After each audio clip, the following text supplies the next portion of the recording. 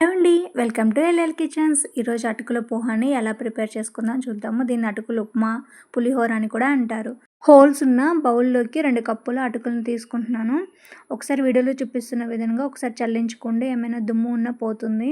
జల్లించిన అటుకుల్ని పక్కన పెట్టుకొని ఆనియన్స్, పచ్చిమిర్చి, కరివేపాకు, కొత్తిమీరని చాప్ చేసి పెట్టుకున్నాను. మీకు ఇష్టం ఉంటే క్యారెట్, బఠానీని కూడా యాడ్ చేసుకోవచ్చు.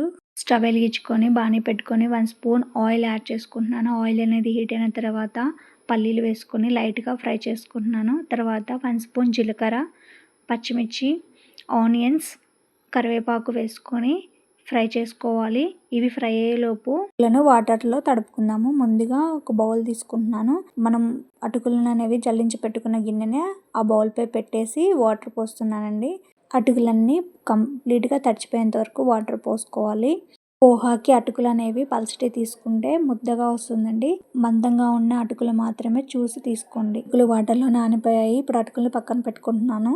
తాలింపు అనేది లైట్గా ఫ్రై అయిపోయింది. ఇప్పుడు మీకు నచ్చితే 1/2 టేబుల్ స్పూన్ అల్లం వెల్లుల్లి పేస్ట్ యాడ్ చేసుకోండి. నేను ఇక్కడ ఓన్లీ వెల్లిపాయలు మాత్రమే యాడ్ చేస్తున్నాను. అటుకుల పోహా అనేది ఈజీగా అయిపోతుంది. Simple and easy breakfast recipe. తాలింపు అనేది ఫ్రై అయిపోయింది. మనం ముందుగా నానబెట్టుకున్న అటుకులను వేసుకుంటున్నాను. అటుకుల్ని వేసుకున్న తర్వాత 1/2 టేబుల్ స్పూన్ పసుపు, 1/2 టేబుల్ స్పూన్ కారము, 1 స్పూన్ ధనియాల పొడి, 1/2 టేబుల్ స్పూన్ ఉప్పు వేసుకొని బాగా కలుపుకుంటున్నాను. ఇవి బాగా మిక్స్ అయ్యేంత వరకు కలుపుకోండి. మీ దగ్గర అవైలబుల్ ఉంటే చాట్ మసాలా కానీ లేదా గరం మసాలా అని కొంచెం యాడ్ చేసుకోండి. టేస్ట్ బాగుంటుంది. బాగా కలుపుకొని మూత పెట్టుకొని 3 నిమిషాల పాటు ఉడికించుకుంటున్నాను.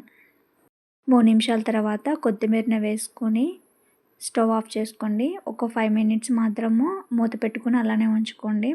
తినే ముందు కొంచెం నిమ్మకాయని కూడా పిండుకొని ఒకసారి బాగా కలుపుకోండి. నిమ్మకాయ వల్ల కూడా మంచి టేస్ట్ వస్తుంది. అటుకుల పోహా అనేది రెడీ అయిపోయిందండి. మీరు కూడా ఒకసారి ట్రై చేసి టేస్ట్ ఎలా వచ్చిందో కామెంట్ సెక్షన్లో చెప్పండి. ఈ వీడియో కనుక నచ్చితే like and share and subscribe to my channel.